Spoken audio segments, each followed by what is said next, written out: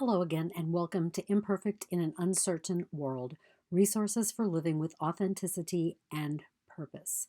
So, I want to talk a little bit about gratitude. My definition of gratitude is an outward expression of a happy heart.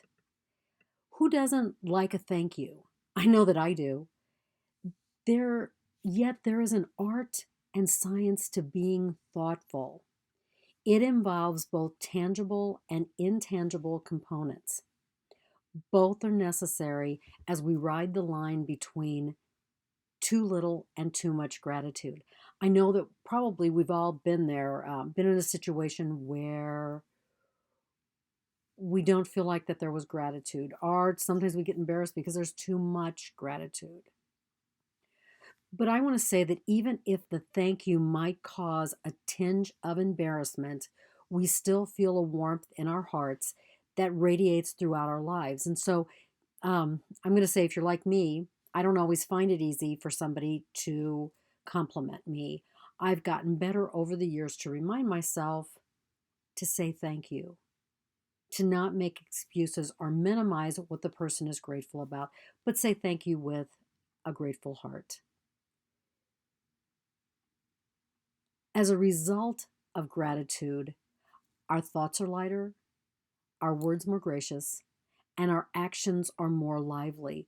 We try a little harder, do a bit extra work, and have a can do attitude. So, being grateful or having someone be grateful for us really changes the way that we perceive the world, and it changes the way that we interact with the world. What I've found is the opposite is true as well. If we don't feel appreciated, our approach to a person or a situation shifts. Our investment lessens. We may find ourselves responding less and reacting more. This change might not even be a conscious one. It might be from the depth of our being, and we're not even aware of how we've shifted. Unaddressed feelings of non appreciation are strong, what I call strong depleting motivators. And so they deplete our motivation, they deplete our really feeling that we need to get involved.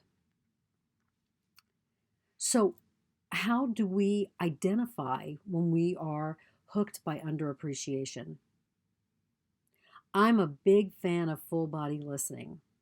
And periodically throughout the day, I check in with what my body is telling me. And so, what full body listening asks me to do is I might just breathe into my body and I use my five primary senses to ask myself, you know, what do I feel like? What do I sound like?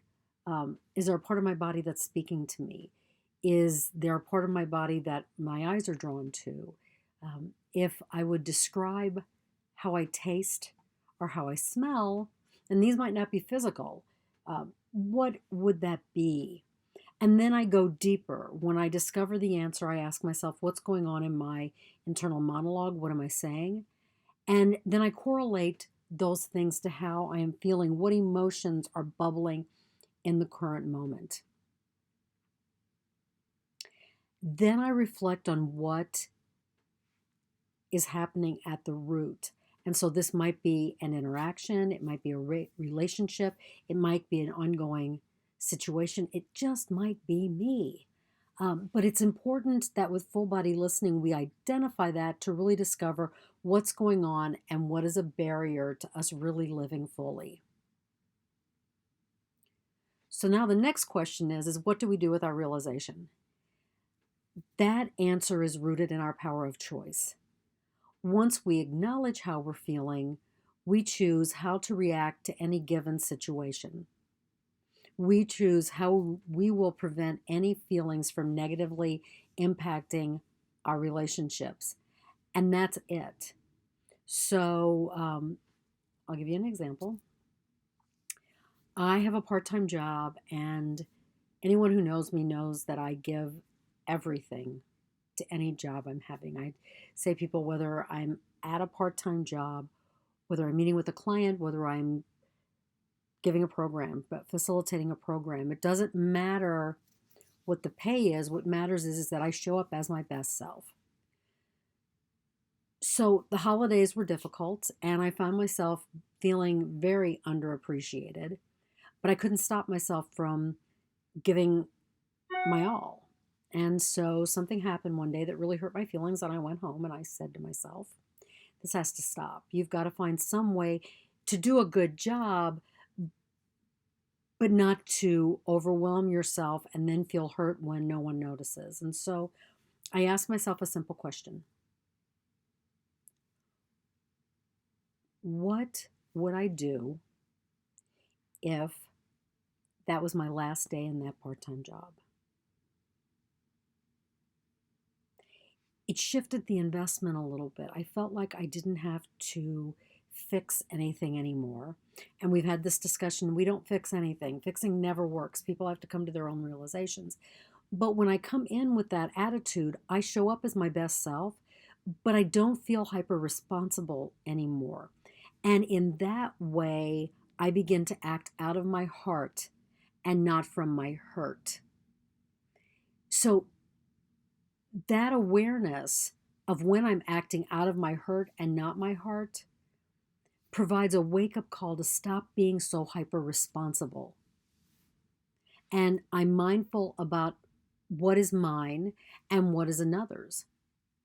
Sometimes what I do is not needed nor wanted. And that was a hard realization to get to realize that sometimes when I was being hyper responsible, I was doing things that I shouldn't even be doing as a human being, as me, that wasn't what I was called to do, that I was getting in that codependent fixing mode. And so it's to find a way to shift out of that. Probably the most important thing I do is to ask myself how I am appreciating myself. Because sometimes we get so wrapped up in doing, we forget that we have to appreciate ourselves first.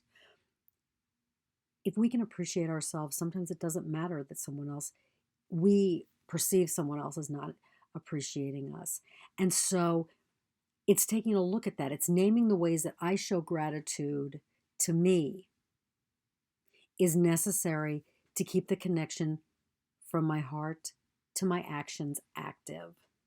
It's a way to weaken that connection from my hurt to my actions. Now, through all of this, we may realize that while people are not grateful in ways we want, we can model an attitude of gratitude in ways that we need. And so that's important, is for us to sit down and decide what we want and what we truly need in order to be our best self. This changes how we relate to our imperfections. And in doing so, we make the world a little less uncertain. So I want to thank you for watching this video. If you like it, give it a thumbs up. Share it with your friends. But most importantly, ask yourself, how am I living an outward expression of a happy heart? If you all need a little bit of help, I am a intuitive catalyst coach, would be happy to work with you. For more information, check out my website, www.intentandactation.com, and have a gratitude-filled day.